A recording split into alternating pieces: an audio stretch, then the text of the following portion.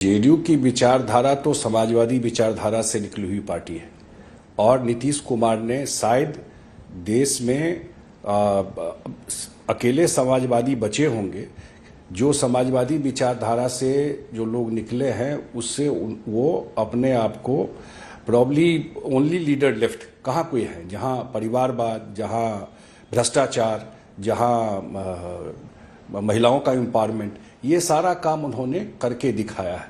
उनका लंबा एक ट्रैक रिकॉर्ड है। अब लंबा टाइम हो गया उनके पॉलिटिक्स का भी 45-50 साल का ट्रैक रिकॉर्ड है जो पब्लिक डोमेन में 20 साल से बिहार के मुख्यमंत्री हैं, लेकिन आज तक कोई उन पर कोई कि एक छींटा नहीं उठा सकता है कि उनके पर्सनल काम करने के तरीके पर या किसी तरह का आक्षेप लगा सकता है, या कभी कोई ठीक से ये भी नहीं जानता होगा कि उनके कोई परिवार के लोग कभी कोई पॉलिटिक्स में डायरेक्टली या इनडायरेक्टली इन्वॉल्व हुए।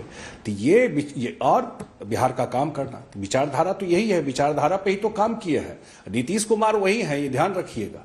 ठीक है, राजनीति में जरूर अलायंस में चीजें बदली हैं, लेकिन जो बेसिक उनकी फिलॉसफी काम करने की है वो उस पर कभी उन्होंने कॉम्प्रोमाइज नहीं किया और उसी हिसाब से बिहार में भी काम करते रहे। और जब अटल जी के साथ ये लोग पूरा कीजिए जी मैं ये सब निकले और अभी 2 दिन पहले भी उन्होंने 3 दिन पहले विधानसभा में कहा कि साथ निकले। 90 में सरकार बनी जब वहां पर लालू जी के नेतृत्व में, उनका भी एक महत्वपूर्ण योगदान था, लेकिन 2-3 साल के बाद उनको लगा कि नहीं साथ काम कर सकता है। तो 94 में ये लोग अलग हो गए अपना, उसके बाद चुनाव लड़े।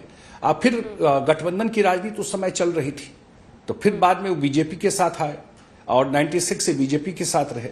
2005 में भी जो परिवर्तन हुआ जो कि इम्पॉसिबल दिखता था, अब तो चीजें बदल गई। उस समय बीजेपी और जेडीयू साथ थी जब सत्ता का परिवर्तन बिहार में हुआ, फिर साथ ही रहे।